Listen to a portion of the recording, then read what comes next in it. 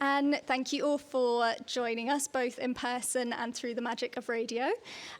This is Islington Archives. I'm Alicia, one of the archivists here, and I'll give a little bit of an intro and some housekeeping just to get started, and then pass over to these guys.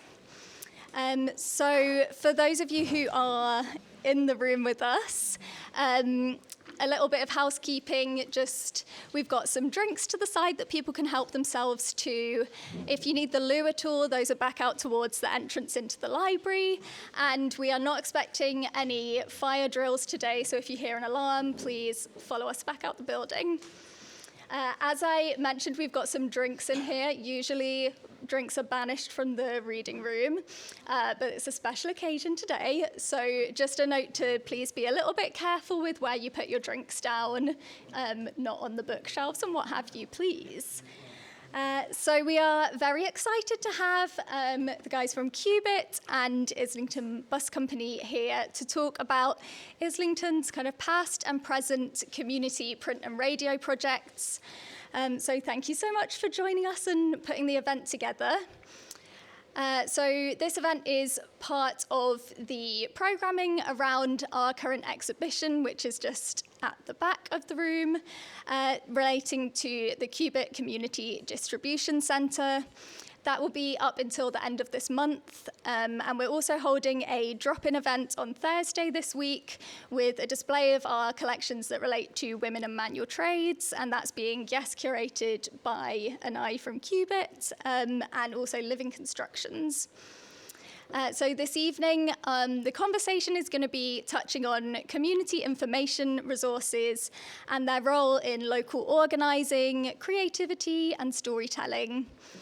The format is going to be pretty informal, so I'll give a basic bit of introduction and then hand over to Thanos, Anai and Sam to speak about their work, speak amongst themselves, and we really welcome some questions and input from the audience as well. If you want to input, then please give us a wave and we'll have to pass a microphone over to you so that people at home can hear you as well.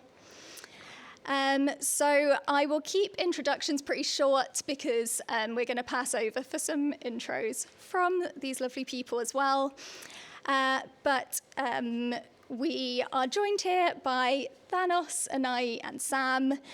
And Anai and Sam are from Cubitt Community Distribution Centre, which brings together the community press and radio projects at Cubitt. They open up these resources in a really kind of collaborative, community-minded way, working with people in the local area. We've worked quite a lot with Cubitt over the past year or so, and it's always really lovely to see how they kind of creatively respond to the heritage of the local area and kind of activate that with the local community. And how informed their work is by the kind of community heritage of Islington, in particular the work of the bus company. So it's great to kind of bring the two of you together today. We'll also be hearing from Thanos from Islington Bus Company, and I know a lot of you in the audience are also from the bus company. And the bus company was a community resource and information centre that operated between 1972 and 88. Some of their resources included printing, sound and video recording facilities that were available for use by the local community. And we're very fortunate to hold that archive here, which is one of our favourites. We're not supposed to have favourites, but we do.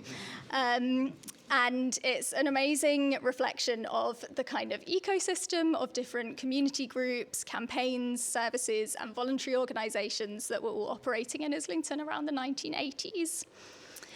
So I will pass over now for you guys to introduce yourselves as well, and then move into more of a conversation. Would you like to start us off, Thanos? Good evening, everyone. Pass this over if you need it. Oh, you're good. My name's Thanos, and I worked at Islington Bus Company for 11 years, from the mid-70s to the mid-80s. And I'm going to briefly describe some of the work, but focusing on print and sound, because that's the theme of the exhibition. But the bus company did loads of other work, which may come out in the conversation later. I think first, to talk a bit about the context. Islington has always traditionally been a Labour borough, but in 1968 it went to Tory, which was very unusual. So Tory had the majority, and there was a backlash to that when Labour got back in 1971. And they got back in with what you can probably describe as newish Labour. So it wasn't the traditional old Labour, but some new people had come into the borough. And they had quite a lot of ambitions around housing, to really improve social housing, and also to try and address some of the gentrification that was happening at the time in the early to mid-70s. And one of their priorities was a thing called participation. And what they wanted to do was to stimulate self-help groups, voluntary organisations to be able to achieve their objectives and communicate with each other and with the council and with local people. And so they actually put a lot of effort into funding voluntary groups at that time to stimulate that work. The bus company then emerged between 72 and 74. It's called the bus company. It had a double-decker bus with lots of facilities and resources, which I won't go into too much detail, shame, because we'll focus on print. We had a small office in Managarden Centre, and in that small office we had a duplicator, a cassette duplicator, and a scanner. We had a golf ball, the state-of-the-art typewriter called a golf ball typewriter, which I don't know if there's probably not many nods, but it's where you could change the typeface back in 1975. Amazing. And they're online for £250 at the moment, if you want to get one. You've still got one. So people would come in and they'd do their leaflets and they'd be shown how to use the equipment. So the general principle was we would show people how to use stuff and they'd have to then get on and do it themselves. And they'd take away their printing and do all their sort of networking outside. The bus company did a lot of outreach work at that time, but I won't go into too much of that at the moment. But we had other resources, so people could borrow projectors, video equipment, badge making machines, and tape slide machines, lots of sort of bits and pieces which individual groups couldn't afford. So that period, 72 to 74, was establishing the bus company.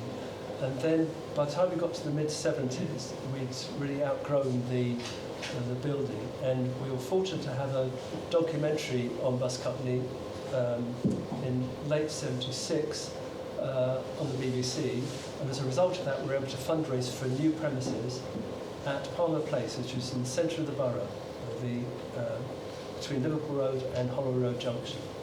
And there we really developed a community resource centre, because we had much bigger premises. So we had a print room with 2 duplicators, 2 scanners and spares, and a dedicated layout and design room for people to go in and prepare their leaflets. We had a meeting hall which could house about 50 people for community groups to come and have meetings.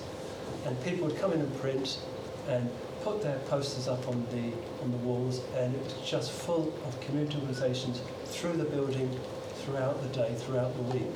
And through that, people would meet each other, see what's going on, and really get a feel of what was going on across the community sector in the borough. And then about 1978-9, we had a project with Radio London, and it was a youth project during the school holidays where we took young people to BBC Radio London to learn about recording radio programmes. And that went really well. We had a programme on Radio London, and again, as a result of that stimulus, we then fundraised for our own recording studio. So we had the studio. It was a 10-track mixer, a 2-track tape recorder, and it was the first recording studio in the borough, certainly for community use. Originally, we had a sort of fairly open sort of views as to what it would be used for. We thought possibly it was used for documentaries, it was used for talking books, and also for music. And we had some thoughts we might also look at broadcasts. But at that time, it was sort of pirate radio, and it was unlicensed. And I think it was one step probably too far for us to then go into broadcasting. But lots of tapes were made by local groups, local local campaign groups and action groups, and the music really took off. And at that time, it was a time of punk and reggae and rapping and scratching, so lots of young people would come in, and the punk ethos was they would just pick up a guitar and whack it on and turn the volume up, and that was probably good enough. So we recorded lots of bands, and with the rap and scratch work, that then went into an outreach mode where some of the young people who came in then would take it around the youth clubs and teach other people those particular skills. I think one of the things I want to emphasise before handing over is that whilst I've talked about equipment and facilities, the heart of the bus company was about people and relationships, both between the workers and the groups that came in and between the groups.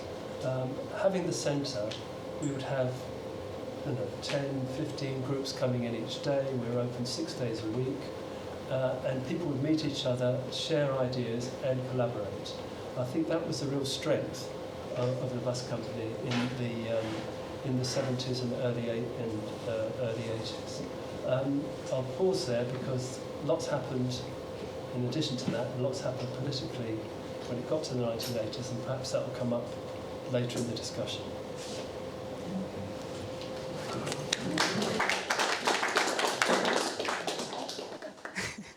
Thanks, Thanos. It's so surreal that, well, this is also surreal, generally. Also, for those that don't know, the reason that this is happening is because this is what's being streamed onto the radio. So as well as being like a fun installation piece, it's also being streamed online. So this is what people can see. And that's Andy over there who's operating the radio. Cubitt Community Radio is an online radio, so it's sound and visuals, and it has been going on since 2022. I just thought I'd give Andy a shout out right off the bat. Yeah, it's so amazing to hear about the bus company. I don't know if I'm having such a weird feeling of kind of feeling like I'm doing like a smaller, worse version of what you were doing in the 70s. But yeah, the Cubitt, my name is Anai and I work at Cubitt, and me and Sam and Sean and the rest of the people at Cubitt run the Cubitt Community Distribution Centre, and that's a project based out of somewhere called Cubitt Gallery, which is an artist co-op, a studio space, exhibition and a community space that's been based in Islington for about 25 years. The distribution centre brings together print and radio via the work that me and Sam do and the work that Andy has been doing now for years to resource communities based in Islington, but also kind of very porously kind of resource any community that kind of needs some of this resourcing in London. We're exploring how press and broadcast can support local organizing, very similarly to what Thanos described. We're also really interested in kind of resourcing creative resistance and collective storytelling. And we really believe in teaching people how to use these tools. London is really actually quite full of a lot of Rhizo studios, radio studios, podcast studios, but not only are they really expensive and very gentrified, but oftentimes they outsource the skills, so you kind of have to go and you pay, and it's really difficult to learn how to use these tools ourselves. So from very early on, we've been really committed to this idea of teaching people how to do things in the hopes that they return to kind of learn how to use the equipment, and maybe one day actually we won't need to be working at Cubitt and people will just know how to use the machines themselves. And that's actually very much something that was inspired by looking at the archives, and early on in our research, we saw that the bus company, that was one of the kind of key tenets of how you were functioning. So we said, oh, why don't we try it as well? So yeah, it's very much inspired by the work that you were all doing, actually. And yeah, the press, specifically the community press, started as a pilot project 2 years ago when I started my role at Cubitt as a civic fellow. And that job was really to think about what a gallery like Cubitt could do, not just for the arts sector generally, it's already been doing a lot of really meaningful work for emerging artists and curators, but we really wanted to think about how that could be extended towards actually thinking about what's useful for a neighborhood. Even though Cubitt has been a local kind of institution for very, very many years, there was a lot of people that kind of lived walking distance from Cubitt who maybe didn't know what was going on inside, or maybe weren't using the resource that it could be. And I think as soon as I started my job, I was really interested in kind of pushing that and hearing from people about what would be useful to people in a context like Islington, but also London, where things are getting more and more brutal, whether you're a young person, an artist, someone just just trying to like make it by, whether you're trying to make art or just kind of live and do local organizing. And I think particularly we entered this project knowing that we didn't want Cubitt to be, I mean, there's a lot of really wonderful community projects in Islington and in London, but I think a lot of the times they approach community work as a band-aid to a crumbling social infrastructure. So I think we were trying to answer the question differently of like, what can an arts organization do given that the world is like slowly falling apart under the pressure of like multiple crises. And I think rather than say like, oh, maybe we'll have like a workshop, we were like, maybe we can provide some of the answers to resource existing kind of local work that is happening already.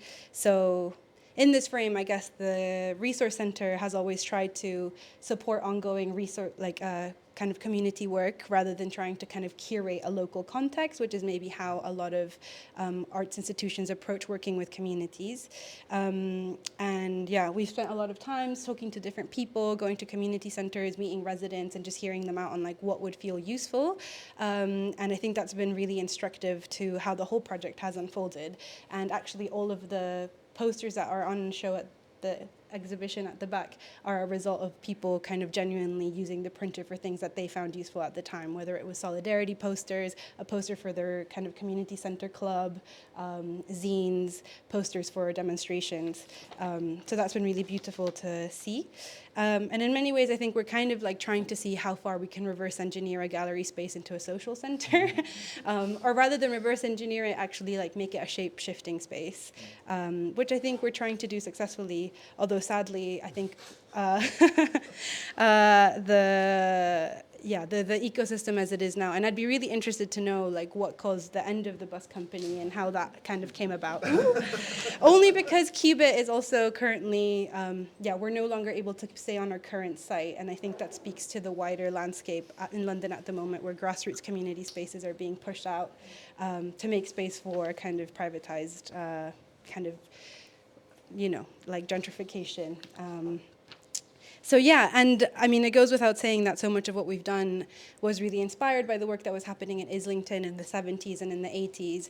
I think often people work with the archive in a way that feels really escapist, like, oh, we're going to go into the archive and there's all this aesthetics from the 70s and the 80s and it maybe stays there. But what we really took away from the archival work was like the practice. I am so thankful that I'm speaking to you all because I see some of you have the Islington Bus Company pins, that you articulated your practices so well, because I think there's a materiality to working with the material that you all made. But I think knowing how you were working together and like how you were making decisions and your editorial processes really guided us from a point of being like, oh, how are we going to reinvent the wheel, to being like, oh, this has been done before, and they were doing it in a context that's not too dissimilar to where we're operating now, and maybe that means we could do it too. And so knowing that you were already doing this radical work within kind of constricting social contexts was a huge inspiration, and I think also meant that we knew that it could be possible and it wasn't too ambitious or too asking for too much, which is I think what happens when you kind of want to run a social project. They tell you it's too expensive, that it's not going to work, that it's too risky, but actually knowing that people were already operating in this way years ago and were doing it in a way that was really experimental was really instructive. Yeah, and so I think the printer began in this way. We at first rented a risograph printer, which is a much smaller kind of press and a duplicator that you were describing. And we rented it at first because we weren't sure if people were going to like it. And you can kind of see here, this is some of the prints we've recently made. But yeah, we started with a risograph printer. We then got some funding that allowed us to buy one. So now we own a printer, which is at the gallery permanently. And we've been able to share the resource, and are going to be sharing the resource long term for at least the next 3 years. And hopefully by that point, there's enough people in the neighborhood who can use the printer themselves. But it's always been around this idea of kind of like teaching people how to use the machine. I think teaching them, not just outsourcing this labor, but teaching them that they can do it themselves. We've been doing that through a lot of kind of community workshops, whether that's kind of open sessions where we invite people to come and learn how to use the machine on their own. We've also reached out to certain community centers to invite them as a collective to come and use it. So we've done that also with the Palestine Solidarity Campaign, London for Sudan, other groups like that. Then there's a second element, which is, what you said about it being a site for gathering and assembly as well as kind of a resource really strikes a chord with us as well, because I think as well as teaching people how to use a printer, I think kind of giving people a space to access collective organizing skills is like a really big part of the project. I don't think a lot of people in London have access to community generally. I think there's a lot of things that happened in the 80s and in the 90s that made it so that neighbors weren't talking to each other anymore. And now the thought of doing local neighborhood organizing feels like a really difficult thing to do. And so I think creating a space where people can kind of experiment with collective editorial processes, decision making, is a way of also kind of seeding like skills in autonomy and self-organizing as well. So just making a space for people to meet each other has been really important. And we've been able to do that. We have a community newspaper group, so we've made 3 editions of a newspaper. We're now working on our most ambitious edition, which is a map of Islington that maps mutual aid groups that is very much in response to the gutter press. So I think there's maybe a poster that we reproduced somewhere there. The Gutter Press at some point published a map of Islington with mutual aid points. So we decided that we were going to do the same. So we've included historic mutual aid points and kind of radical spaces, but also current day ones. And now I'm going to shout out Laura, who is here, who is part of our newspaper group and has been for like a very, very long time. And Laura also helped us co-curate the exhibition. So it's, and has been living in Islington for her whole life also. So it's really interesting to connect to different people who have been here their whole lives and are of like across, it's a very multi-generational approach to making community and making assembly through print. And then the third way I think that we've been able to develop the project is by opening the space up generally. So now we say yes to as many fundraisers, community events, kind of group meetings that we can. So Cubitt in a way has been transformed into a much more alive space that's hosting now not just artists but actually people from the neighborhood who need a space because it's really needed. And so this is work that we're kind of continuing. We're hoping to like really develop kind of projects in collective education, community publications, and be like further involved in the neighborhood and find ways of really folding people around the project into the infrastructure at Cubitt so that it becomes not just like a gesture towards community, but actually building them into how the institution is run. And so maybe that's like our next big experiment. Maybe I'll pass over to Sam, who I've been working with for a really long time and love working with. But Sam also has a really specific view on this, given that they're also an Islington, long time, whole life Islington local. Whole life. Hello, everybody. Claps already. Wow, there's so many people here. Wow. My name is Sam, and I work at Cubitt in the communities and education side of the program. And God, I think I could have just sat and just like listened. And there's like so many things that Vanos mentioned that like, we have to come back to that. Please, everyone remember those things because like I'm super interested in the relationships that you were speaking about. I was born in Islington and I've been here my entire life and.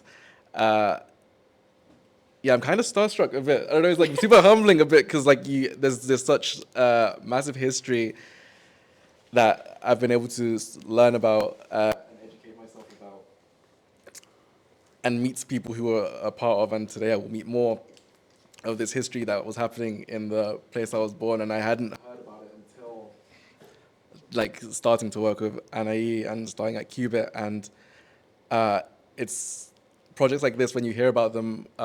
After they've happened and maybe they're finished, they feel like so daunting and massive, and like, how can we, seed something that can do similar things in Islington? But just like the fact that they happened was like what Annie was saying. That's like a really, really like amazing thing, and it gives you belief. And it's important that it happened in Islington.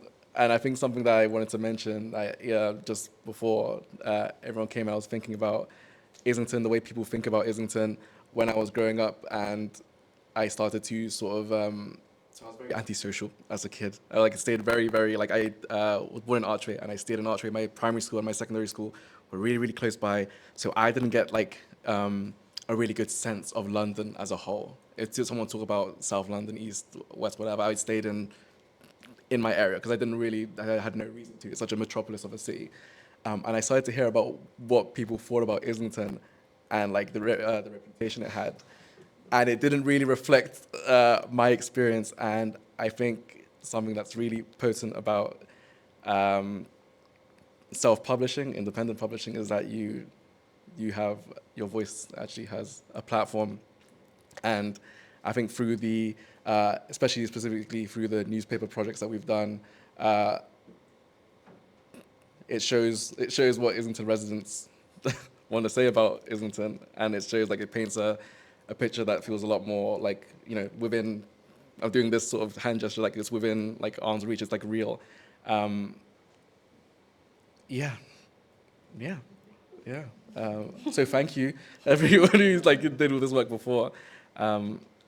And also I want to speak about, I don't know if we can just like get into like sort of questions like informally, just like right now. But I kind of want to start with the sort of magic element of doing this work. And when I say the magic element, it's literally just, to put it simply, just meeting people, and just how these sort of, so this has been going on for more than 2 years now, and we're still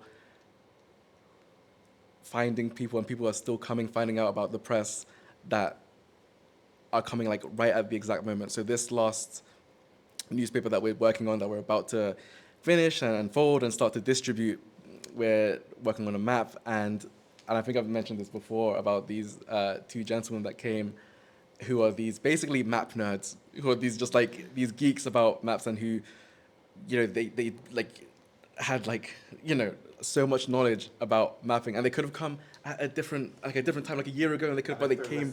Thank you. Oh my God, Tristan and David, thank you for coming. And they just came at like the right moment, and it's like you can't plan for this stuff. You can just like, it just like happens, and it's like, again, like humbling. And yeah, I don't know, I think I almost want to ask finals almost generally about when you were mentioning about relationships and like the people side of it. I really just almost to speak about it like more. If it's similar to how I have like sort of these unique moments. Yeah, I mean, I think obviously we had an advantage in that we had funding from the council. There were 6 workers, so that's a start. And that's a real advantage, but it can also be a disadvantage if the council changes complexion, which I can talk about a bit later. But the 6 workers there's a balance of work in the office and outreach work, predominantly through the bus. So the bus was on the road 6 days a week. So if we had a conversation with a community organisation, maybe a tenants group, we would work sort of more laterally with them. We wouldn't just go, well, you come in to print a newsletter. We'd talk to them, and maybe they'd want to start a play scheme in the holidays. And if they did, we would then support them. We would do after-school sessions with the organisation, with the kids there. If they had a youth club, we would go and work in the youth club. Some organisations wanted to set up facilities for under 5s. So we'd take the bus, and Helen would go and help to those organisations to actually get a group together, either a parent and toddler group or a play group or a childminders group. So we would, I suppose, pick up on conversations with people and put them in touch with others, or we would help to do the work with them ourselves. And I think that relationship was absolutely key.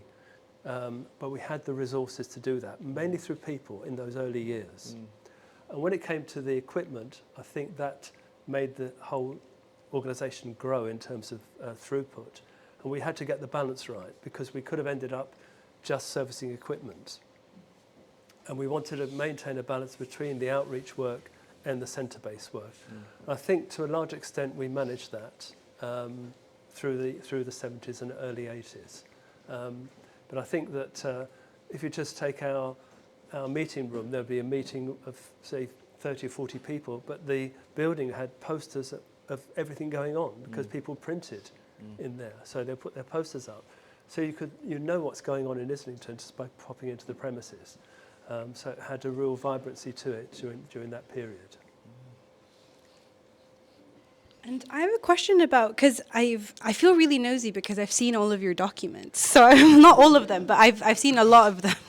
And something I was really struck by is like you could read between the lines of the projects of the bus company around like you had like a I can read and sense the political inclination that you all held, but I was also really interested in your relationship to the council, because I think I was like, okay, so they're working with the council in a way, they're related to the institution in like a infrastructural way.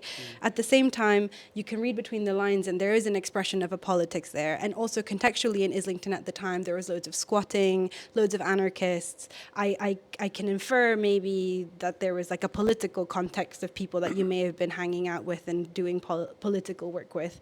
And so I'm really interested in how you manage that. Kind of, what does it mean to be running a community service whilst also maybe holding your own political values? How do you relate that without the institution subsuming what the work that you're doing? I don't know, maybe that's a really difficult question to answer. Yeah, so I think that firstly we work with any Islington group, and if an individual came in, we'd say we expect you to join with others and form a group and come in, we wouldn't work with any commercial organisations or party political organisation.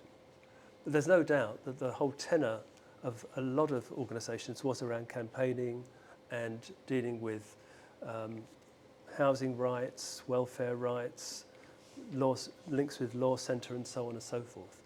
And I think probably we expressed our sort of political sort of priorities through collective groups. So, for example, we would work through the Islington Play Workers Group to campaign for further play facilities, through the Islington Youth Workers Group to campaign around youth work and facilities for young people, and through the Under Fives, we had the Under Fives Action Group. So we would be sort of, if you like, facilitators, stroke coordinators, but we would have groups that brought other people together, not so much under the heading of the bus company. In the 70s, that was welcomed by the council because that's really what they wanted to see, the newish Labour administration. But by the end of the 70s, early 80s, things had changed politically. I mean, nationally, the Tories, Margaret Thatcher was voted nationally as Prime Minister. And in Islington, there began to be a bit of a backlash. So in 1981, a number of Labour councillors defected to what was called the Social Democratic Party, SDP, which has morphed into the Liberal Democrats with the Liberal Party.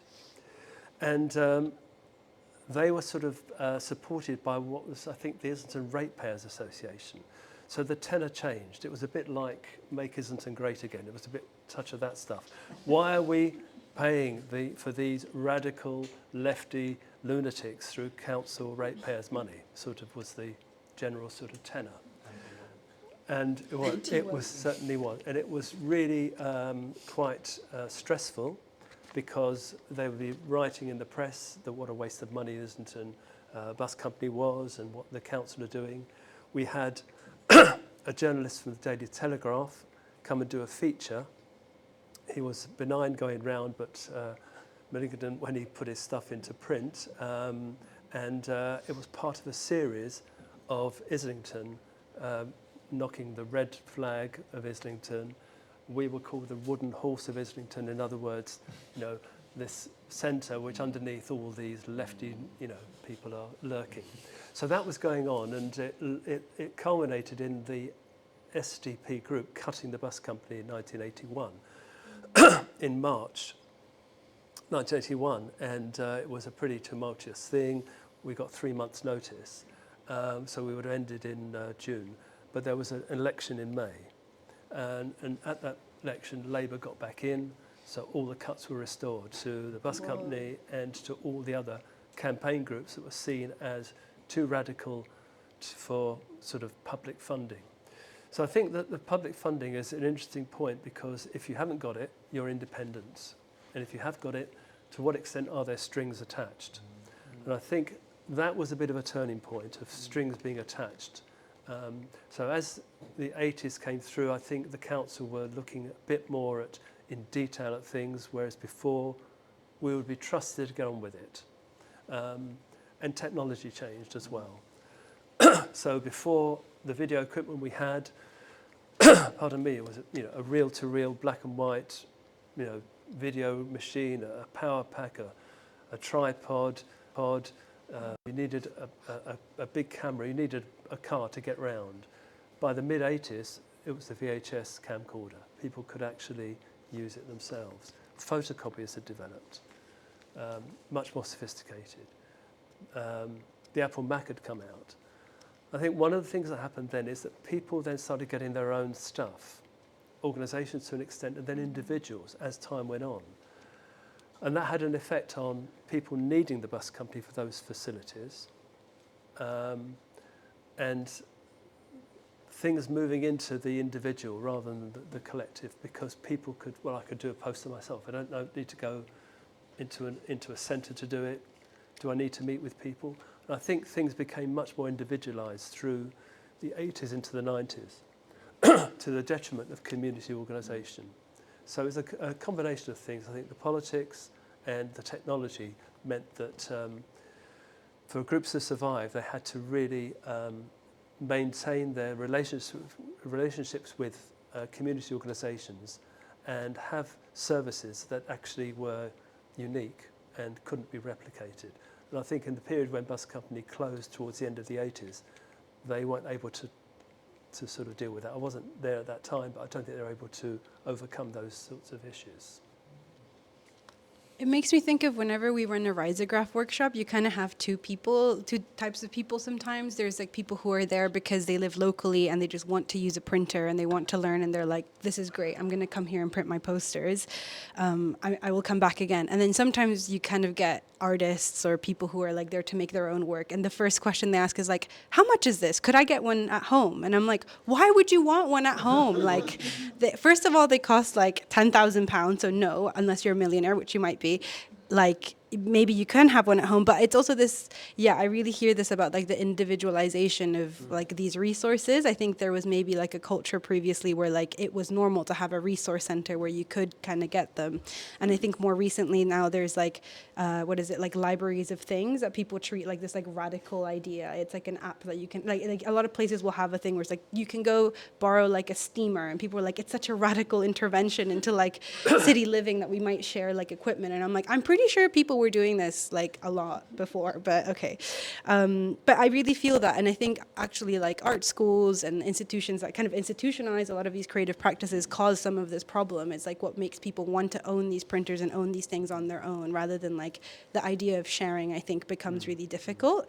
I think also because the idea of like authorship is then kind of diluted, and that's also what I love about your archives, is that you have so many different groups that you work with, all with really distinct aesthetics, really different looks, really different ideas about what they want to achieve with the print, but you were just facilitating what that means.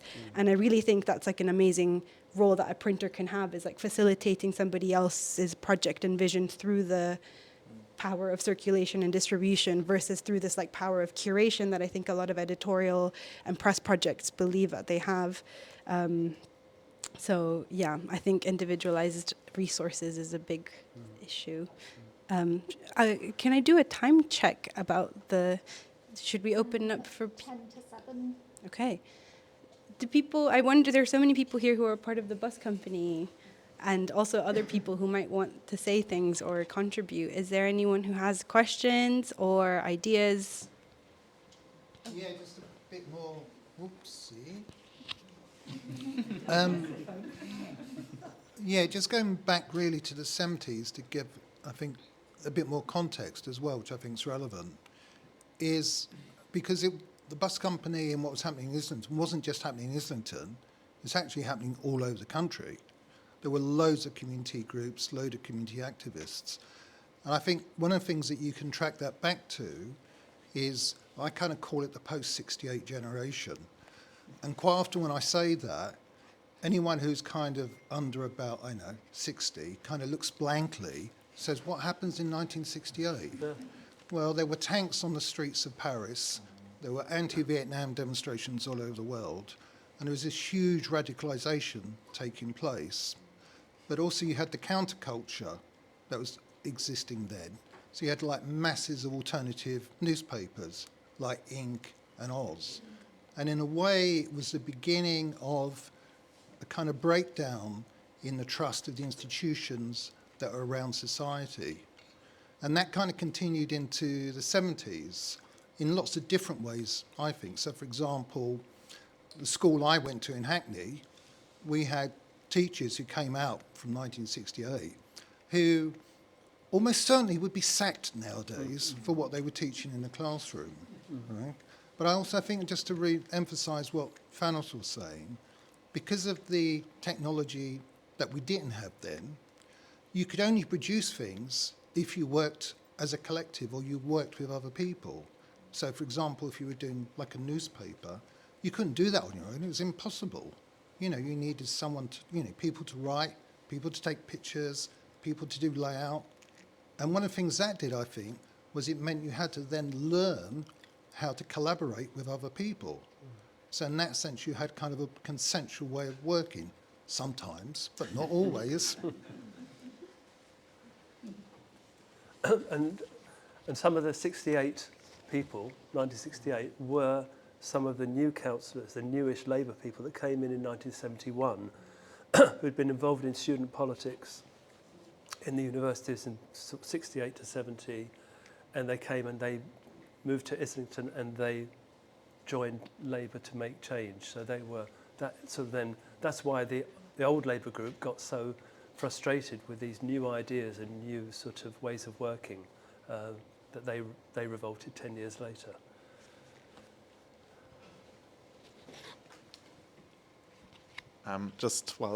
Thanks for bringing up May 68, because it's, I'm into it. But I was thinking, about that sort of, the ripples of, international solidarity and, May 68 in Paris still having this, I believe, there's still, the ripples of it on sort of progressive cultural production now, is something we've been thinking about in relation to Cubitt's sort of something in relation to Cubitt's position as somewhere that we want to be very locally invested and thought of as a local civic resource, which Anai and Sam have talked about really eloquently, as well as having a sort of understanding or degree of international solidarity. And one of the things that we're thinking about for the future is print and radio having the opportunity to work internationally and be distributed internationally. So we're thinking about the distribution centre locally in Fort Islington, but also what does it mean to distribute that sort of working and knowledge internationally. And adding just to this, my first experience, I work in contemporary art now, but my first experience with contemporary art was on a bus, because I grew up over 2 hours from the nearest art gallery in the Highlands in Scotland, and there is a contemporary art bus called the Travelling Gallery in Scotland, and it's amazing. So just with this sort of two-part question to anyone in the bus company who wants to answer really is, what was the sort of working that you had in was there exchange happening in an international context? And then also how did the bus come about? And what did it mean for the bus to be mobile in that way? Anyone can join in. I don't think much internationally, but it may be corrected. Certainly nationally, we've got involved with the National Playbus Association, linking with other community organisations. That loads would come to see us because we had a centre, so we had lots of visitors, and we used to distribute information leaflets. A lot of how to do it leaflets, because the principle was we'd show people and they'd have to do it themselves. So we printed loads of how to do it leaflets around printing, arts and crafts and so on, and they were distributed nationally. The second part of the question, I've just forgotten. And just the bus. Oh, the bus. The bus. The bus. Well, the bus was a real feature, and it was obviously very, very visible. So the bus company, when it sort of established itself, was on the road, not 24, it was on the road every day, sometimes into the evenings and at weekends. So it would combine things like outings for play groups. We would have workshops for under fives groups on the bus. We We had a puppet booth, so we'd make puppets and show puppets with the kids. They had the counsellors. In those days, before community centres had their own premises, counsellors could book the bus for counsellor surgeries. Tenant associations could book the bus, so it was multi-use. At the weekends, we would take older people out on outings, and people could also book the bus for exhibitions. Because we could put power into the bus and it had lots of facilities and services. And I think it was one of those things that was very visual, and lots of people would get on the bus, because in the holidays we would take out every day 25 children in the morning, 25 in the afternoon, over 6 weeks, and loads of kids would be coming out doing projects with us through the bus. We had a double-decker to start, had a couple of mishaps with a bridge, and we ended up with a single-decker. No, I'm not looking over there. We ended up with a single-decker. I'm just imagining like that scene in the Spice Girls movie where they drive the double-decker bus over Tower Bridge, but no, that might be a niche reference. I think it might well be. So the bus was really a sort of a feature in those early days. The other thing is that, as Neil mentioned, people had to collaborate and learn. So when you joined the bus company, you had to learn how to do everything. So from whatever background you came from, my background was more around play and youth, yet I had to learn how to print, I learned how to do layout at a certain level, I learned how to drive the bus, and so on and so forth, and we all had to just muck in. How many of you have license? How many Ron, of you could we had drive the Ron. bus? Yeah, me and Ron? Huh? Well, we drove, didn't we? Yeah. You always had somebody with you, though, didn't you? Yeah. You could drive on Allegedly a look out double-decker, for. but it was a Allegedly private you're supposed to vehicle. look out for. Yeah, It was a private vehicle, yeah. and therefore the loophole or whatever provided the insurance. I think they asked for competence. We had to have a driver. test. So someone from the British School of Motoring would be in the seats at the back, and you go round round Islington, and they go, yeah, fine, here you go, mate. Off you go. And that was it. We had a pole as well, didn't we, for going out and measuring? Yeah. Oh, yeah, bridge measuring. Yeah. Yes. That was after the, Very occasionally. I mean, I'd like to say, like Sam, I'm local. And the thing for me is, I think what's really missing is how much a resource like the bus company was so cost effective. Absolutely cost effective in the amount of things it provided to people and the amount of education it provided. I mean, I got involved through just having a job and getting involved, and I always worked part-time with them. But I learnt so many skills as well. And, the thing for teenagers as well, and the radio project, my son hated school, went to school locally, hated school, got involved in the radio project. He went on to work in film for many, many years. And it came from doing that stuff there and really enjoying it. And, he's in his 50s now and still talks about it, and also was very invested in educating others as well. So I think that went through generations with all the different people who were involved. And I think, the whole age group thing, because there's an awful lot of us pensioners around Islington still now. And I think, there's work that can be done. And I think they're not people who want the university of the third age.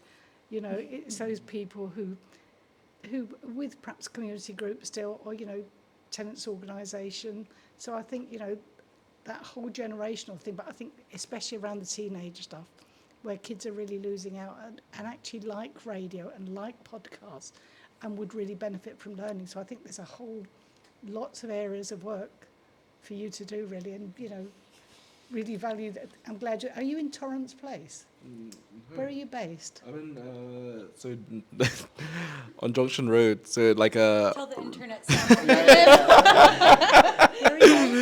in the almost super north Islington, so Archway, like it's like 5 minutes, almost just before Archway Bridge, around that area. No, sorry, what I meant was, where is Cubitt based? Oh!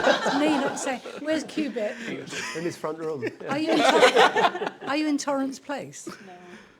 We're off Pentonville Road near Angel Station, but only until October, because they're kicking us By the out. old Angel Station. Do you know Farah, the charity shop? Yeah. Like right next, there's like a little road that's called Angel Muse. It's like a cul-de-sac. Right. The whole I road know is where you are now. privatized. Yeah. Had Come. no idea you were there. Exactly. Yes. Right. Yeah.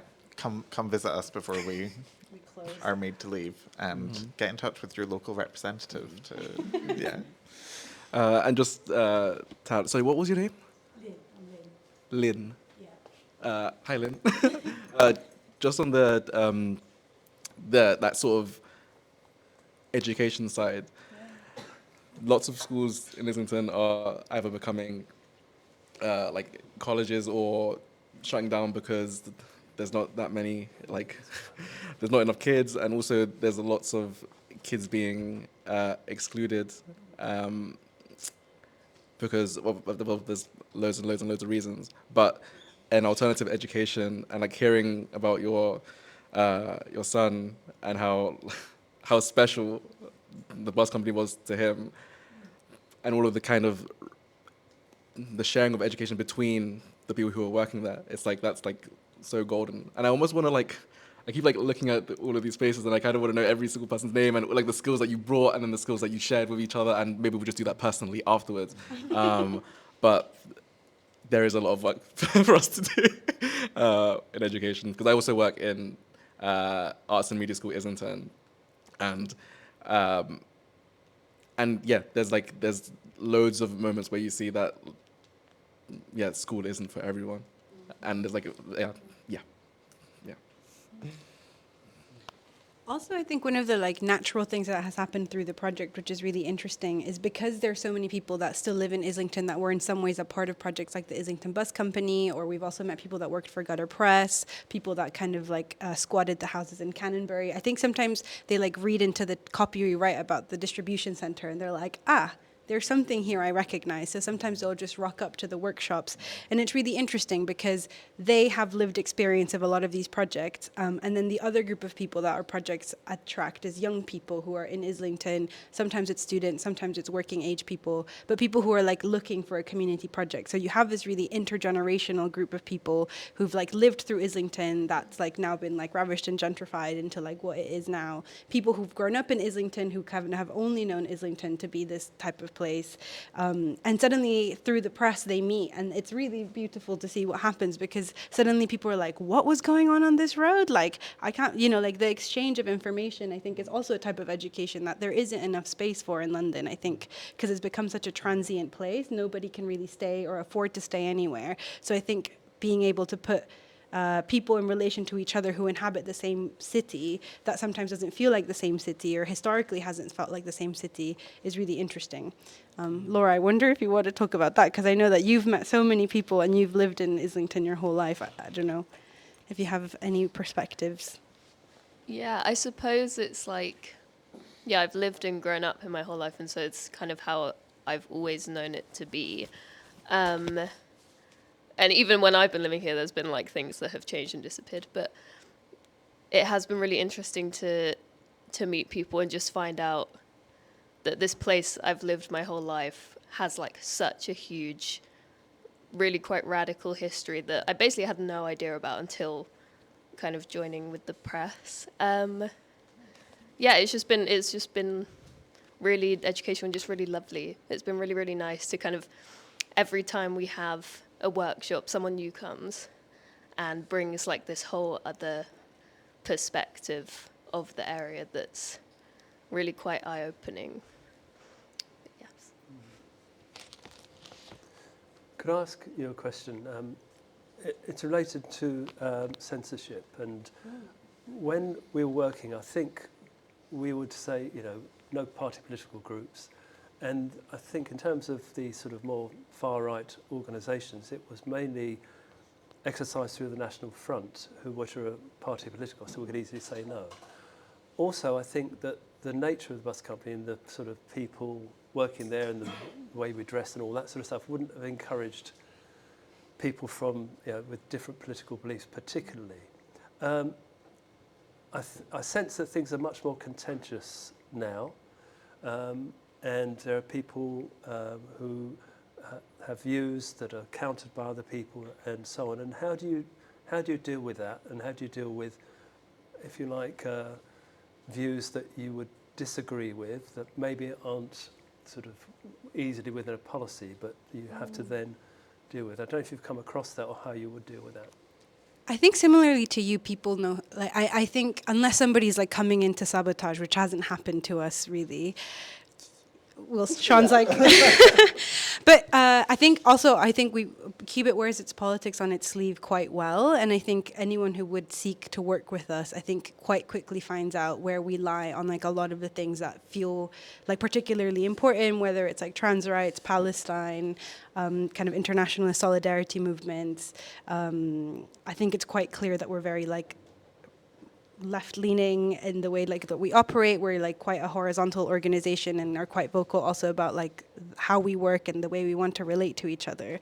So I think thankfully that has done like a natural filtering system for people. So I can't think of a time where we've been like, no, we can't do this. But I have a, maybe, can you think of one? No, I mean, like, I guess the closest thing is just decision making, or where we might like spend our time, even like, I guess maybe even on newspapers or just the resources we have, and is again like super horizontal, very like we never really take the kind of like a complete like Anai's gonna make the decision. It's almost like we're almost looking to hear go back and forth. So I can't think of like, I guess like a standout moment where, because Cubitt does, it's quite clear I think where Cubitt stands on political issues generally.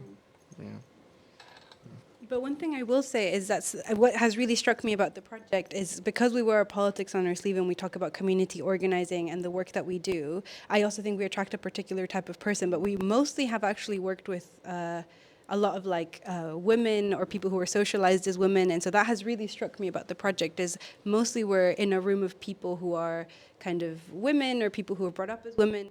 I have to say not a lot of kind of men have come to our meetings. And the few times I have felt a little bit of friction is when at the beginning of the project, a lot of people, or some people would come, many of whom actually were men, who would be like, oh, I want to get my work published in your newspaper. And when they found out that it was actually a community project meant to develop a community space, they actually would like quite quickly drop off. So then I think, and I don't want to say, maybe the next talk is about what that means, about like gender and community organizing.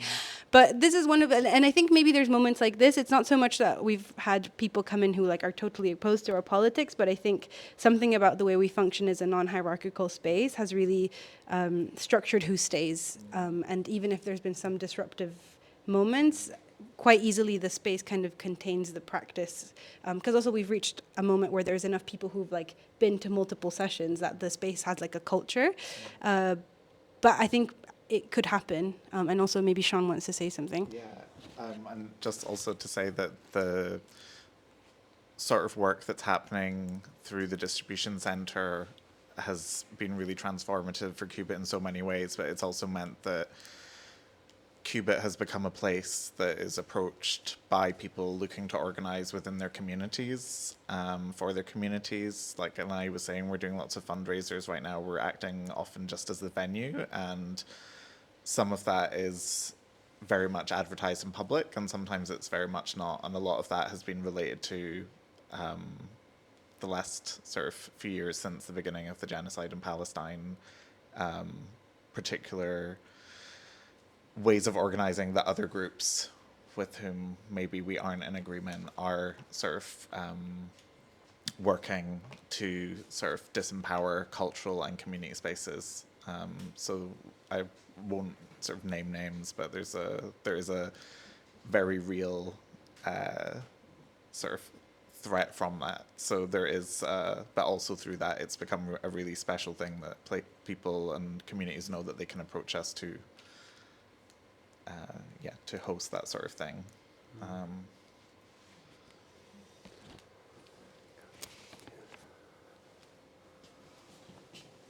Thank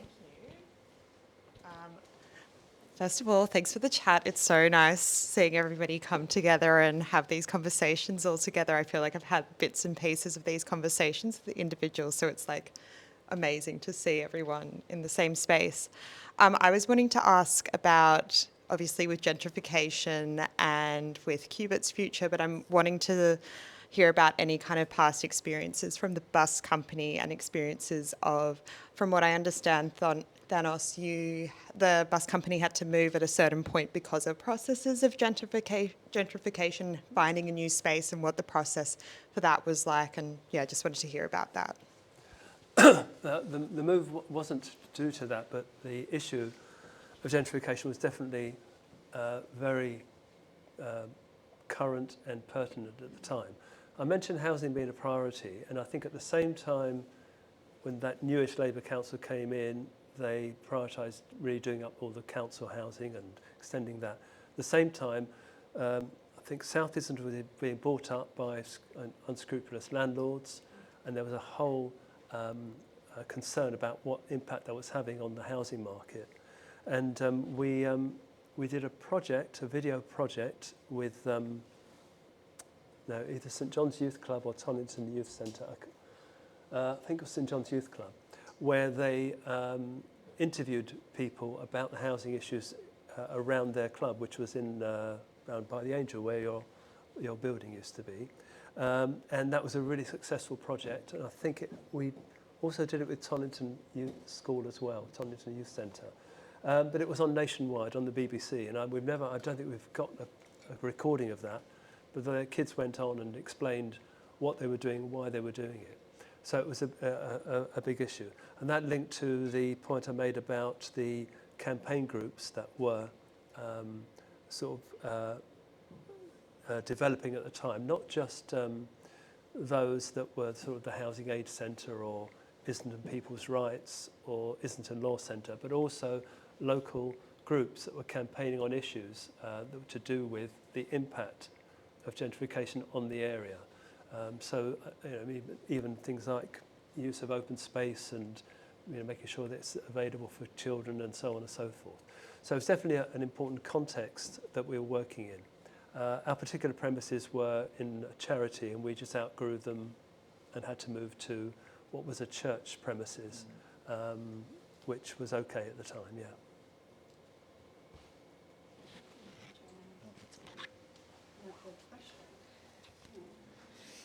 Well, I will say that there's, in the past year, like 4 new cafes have opened outside Cubitt. And all of them charge at least £4 for a coffee. So, and then the other thing that comes to mind is, I don't know who told us this. Maybe it was somebody from the Holloway Neighbourhood Group Community Centre. Don't know. But they said, they were reflecting that in Angel, it's easier to buy a flat white than like a pair of socks that costs a normal amount of money. And yeah, I think that really is probably why we're getting pushed out of Angel and just generally South Islington. I think there's so much opportunity there to privatize every bit of space, and you kind of, you're at the mercy not just of like the private market, but you're also at the mercy of the council and at the mercy of like dwindling public funds. And unfortunately, where we are at now, the mercy is not looking very good for people like our organizations like Cubitt. So yeah, it's difficult to know what to do. I mean, I don't think it's like I think this is as a historic pattern is probably, it's happened before, and I think places like Cubitt continue. And even if I don't think Cubitt will continue to do their work, but I'm really interested in this idea of, I recently read a text that talks about like how even if things end, like how things continue in a repertoire. So me and Sam know how to print. We will continue to travel with this information, the generation of resources. I think we have to continue to think of ourselves and the resources that we create as things that kind of happen in perpetuity, even if things close or if projects end. Not that I don't think this is in the cards for Cubitt in any way, but yeah, it's difficult. And as you're speaking, I'm also trying to think of campaigns in Islington that work around gentrification. And I actually think I can't, I mean, there's like the London Renters Union that works kind of across London. I know the Holloway Prison Project is kind of thinking about the redevelopment of that site so that it maintains some of kind of spaces for like a women's centre. I know Acorn does a lot of work here, but I can't think of like specific campaigns, maybe like housing associations that are working more locally, but yeah. Do you have anything else to say? Not really.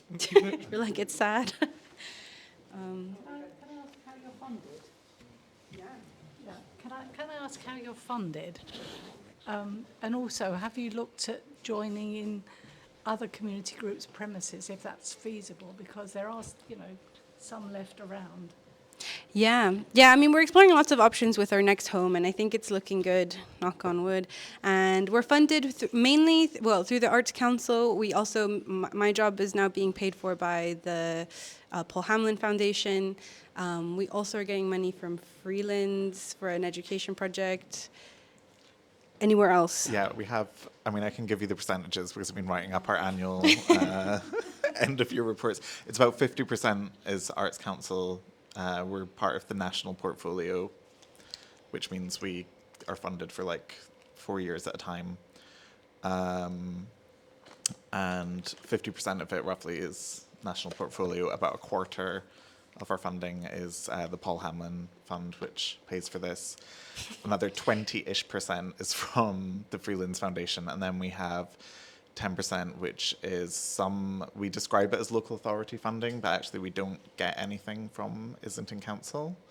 As far as I know, there's, as far as I know, there's not any visual arts organisation or community, I'm not sure, but in terms of cultural organisations, that doesn't really exist in the what's called the Cultural Enrichment Department in Islington right now. And we have smaller sort of grants and funds for individual exhibitions and things, which makes up the remainder. But yeah, we do have like a sort of long-term, we have like a sort of informal working ethical fundraising policy as well, but we are working on a longer term one as well, that is going to be a bit more rigorous, we think, just so that it can be applied beyond our sort of tenure with Cubitt to hopefully continue that political sensibility within our fundraising. So yeah. Do we have time for one more question? Is there any other questions or ideas? Oh, yeah, two. I just thought there was a bit of missing funding there, which is how many artists you've got who pay rent, which pays for the building. Yeah. And they also volunteer to them. So what I was referencing was the program, Cubitt programs funding, because we're actually, but The question was about the building, so it's kind of interesting. yeah, People who don't know to know about the building. yeah, that's a good point. So the Cubitt building is also home to 32 artists, which the artists pay monthly rent, and is managed as a cooperative between them. So that's the sort of the bricks and mortar is paid through that sort of circulation. Yeah. I'm just intrigued that you're doing posters, because it seems so old school nowadays. But where do the posters actually go, in terms of who sees them? And also, I think you said you do a newspaper as well. And also a bit about, well, where does that go and how does that work? Yeah. The posters, it depends what they're for. I mean, I think if somebody's taken them to do something at their community center, they might print like 50 and then I don't know what happens to them. I hope they go up in the community center, maybe like locally. We don't do loads of, we kind of take people by their word if they say that they're going to do something like that. I think when it's for a fundraiser or a campaign or a demonstration, like we print up 50 to 100 posters, and sometimes, they'll be made into placards. Maybe they're like hung up locally, like micro locally. But yeah. And then in terms of the newspaper, we're working on our distribution, I think. The first few editions, we I think, printed 100 copies, and we put them in libraries, cafes. I don't know, maybe there's a group of like 20 to 30 people that make the newspapers. So maybe each takes a couple and hands them to kind of like a neighbor. So it was very kind of small scale. And the zine fair. And we have a zine fair. So we do a publication and a zine fair. We started one last year, and we're going to do one this year. So that's kind of like a day of like a fair at Cubitt where people come and pick up a lot of our printed publications. Their third edition is now going to have 200 copies, and hopefully, maybe this is the first time we've spoken to someone that has like reached to maybe hand them to different like estates, basically. Like we spoke to somebody who has connection to projects on different estates. We'll probably give them to like big central libraries around Islington. But yeah, it's been a bit ad hoc, I think. It's just me and Sam working on it. So sometimes we're a bit like, okay, what's next? Also, just like give it to people. We just give it to people. Hopefully continue to, filter just everywhere else. Oh yeah, and say about Lumi's bike. Oh yeah, well, this is also for this newspaper. Someone has a mobile library on their bike, basically. So potentially that's like a different way to actually literally just like ride around and like be even more like able to spread it around. But yeah, it's been very hands just passing around so far. We went to Chapel Market once, so I think we're experimenting. Yeah. Is there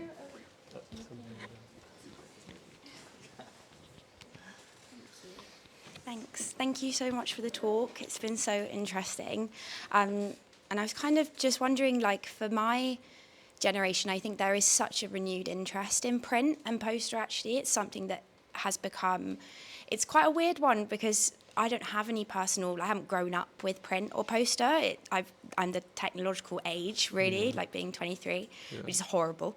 It feels like there's like this nostalgia for a medium that I have no experience of. But I was just wondering, like, if you've thought about, with reaching out to young people especially, the one thing that I have felt or seen, like growing up, I didn't grow up in Islington, I grew up in Harlesden, so sorry about that. Is like the idea that it feels like, as much as like location and space is being gentrified as well and you're being pushed out, it also feels like craft is being gentrified as well. The idea that you can run workshops and fairs about zines and poster making or radio, and I think there's like this resounding feeling that like, oh, well, that's not for me though, like I didn't go to art school, or like I'm not creative enough, or like I'm not political enough, because it feels like you always have to be so like kind of, you almost have to know everything about it to be granted entry into that space. And I was just wondering if you've kind of thought any more about how you can almost kind of go anti-gentrificate the craft thing that I feel like we're seeing. I don't know. That's a good question. That's a good question. I almost feel like I have like actually similarly to you with like poster making and craft and print, not super familiar with it. And I guess I have the privilege of working at Cubitt, where I could like be like internally in the team and like think about how we're gonna open up the space and do like run these workshops, because I was also like I'm only getting to now where I can actually maybe show someone how to change a drum on the risograph. But I like not that long ago I was still in that sort of mindset of, okay, yeah, maybe I don't know, have that feeling. But I don't think I've been in a place where it does feel like, I don't know, the passing of like skills was very like how it's supposed to be. Again, I think Laura mentioned just, and I mean, I think we've been talking about it all day about just people bringing in their whole knowledge and themselves, and it feels, it just feels very natural and normal. It never feels like I'm like the knowledge holder that's like, I don't know, passing like items around. There's like a word for it. That's like, but yeah, I don't think that answers your question really. I feel like I had the privilege of like having felt that, and I think we think about it every time when we actually like are running stuff and doing stuff. Yeah. I mean, I think we're always making it super explicit that our role in Cubitt is not as experts. Like, I think we're always like there's such a professionalization of art, I think, as you say, and I mean, I say this with also huge respect to like the rise of artists and printers that like do incredible stuff that I honestly could never do. But I do think that something happens when somebody like individualizes, privatizes, and professionalizes something that is actually quite accessible. Like anybody can use a risograph. It's basically like a scanner that creates a stencil and is duplicated. Like you could draw a circle on a piece of paper and then call that a print. And the fact that then people like professionalize it to the extent that that becomes an inaccessible tool, when actually that could be a really useful tool for people who are doing community organizing, people who are taking risks and saying political things that may no longer be allowed. So to your point of like, why print, why now? I think given the surveillance kind of capital state that we live in, it actually makes more and more sense to use print. It's a really beautiful way to do things anonymously and at volume in a way that the kind of algorithm promises us it can give us, but actually it doesn't. So it's a really interesting way to occupy public space. I think people are now being like, we actually really need to occupy public space and we need to do it without a digital footprint. And actually maybe we do need to make posters and we do need to make print, because social media and digital isn't actually reaching and mobilizing in the way that we thought it was going to mobilize. So I do think this is one of the reasons that young people are like, I want to learn how to print because I need to make a newspaper, because there's so many things happening politically that I want to talk about. And so this is the problem then when all of these crafts have been deeply professionalized also by the same capital system that surveils us digitally. And I think having spaces where one of the first things I say when I open the workshop is, this is basically a photocopier. Like you'll go to art school and they say like, it's a risograph and you need to take weeks of like lessons to learn it. And I'm like, it's basically a photocopier. Don't be scared of the machine. You can engage with it. It can empower you to do the work that you want to do. And I think this is a really big part of also DIY and like skill sharing practices, which I think, that we need those spaces alongside the professionalized kind of like, kind of sparkly art fairs that make you feel like you need to be a professional to do this work. Because I really believe you don't. I believe in almost like the anti-aesthetic of like people just coming together, making a poster because they need to, rather than because it looks nice. It's great if it looks nice, but it's even better if it functions to kind of create some kind of social change, I think. And that's kind of what I see our role in the ecology. There's a lot of really beautiful places where people can get print done, but that's not necessarily what I think we're trying to do. Yeah. Are we at time? More or less. Okay. Thank you. So thank you. I think that was a really good note to end on. This has been felt like a very special conversation. We're really honoured to have all of you here to hear from the kind of different generations of people who've been doing similar work in the borough. And I know we've made Anai and Sam's dreams come true by letting them chat to you guys from the bus company, because they are super fans. And I just wanted to say thank you as well to Andy, who has been beavering away making the radio happen. And we're very excited to be on Cubitt Radio. And thank you for having a go at something a little bit different, taking community radio on tour to about 10 minutes walk down the road. Thank you very much.